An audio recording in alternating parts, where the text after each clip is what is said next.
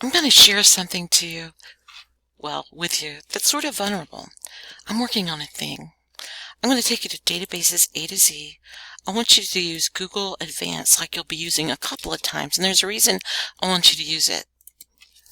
It's because I use it. Okay, so let me tell you what has occurred in my life. I'm a folk artist, a Florida folk artist. I've been one for 20 years. I'm sort of well known in certain spaces. Not necessarily here, by the way, but I've been invited as an academic and a folk artist to write a book on memory and its place in hurricanes, etc., folk art, villages. Just a huge thing for me, and it's very, very smart. Like, on my tippy toe levels of smart. Do you feel what I'm saying? Some of you might feel that sometimes. You may be like, oh yes, I know. And essentially, it's about folk art and memory.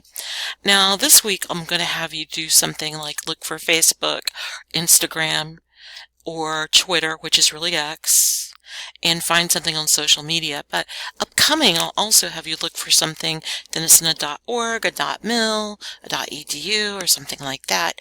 And tonight, I just wanted to share this with you because I want you to understand.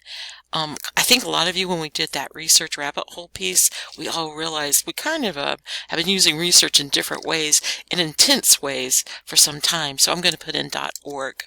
So what I'm finding here, and this is important to me for this piece, there's lots of things about art and memory, but folk art is sometimes considered a lower art. But if you ask me, it is not. In fact, I have a whole presentation on it. One day somebody will want to hear it. I've only given it one college so far.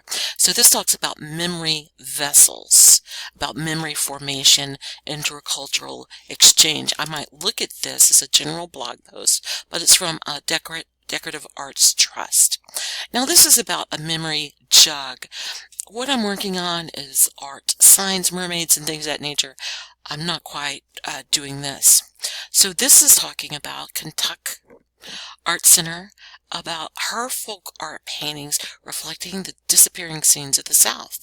In a way, that's sort of what I'm doing, but with a hurricane. So this is going to have some value. I guess a hurricane does make things disappear. So this is going to have some value to me. Not really the jugs, perhaps, but some of the experience of other people. I'm not sure this little tower Antiques Roadshow will help, but I'll give it a look because, you know, sometimes during Antiques Roadshow, they do have the memory of how the person collected the item, and then they'll tell what it is. Are memory painters folk artists? Now look at this. This is from Folk Life in Louisiana, and what I could do, put in my search is Florida, and I am known for sign painting or painting on one specifically, and I might put those things as well. As you could see, could you hear the excitement in my voice? I was able to find some things pretty immediately, some people to talk about in my work. I mean, this is a book chapter. It's not going to be 5 pages, and the type of people who are reading it, I have to be on the tip-top of my toes with my research and my synthesis of information. And you know what?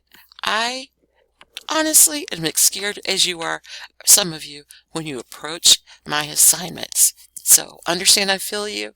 When you look to Google Scholar, understand why I use it, and having you use it, because I use it, and it's great.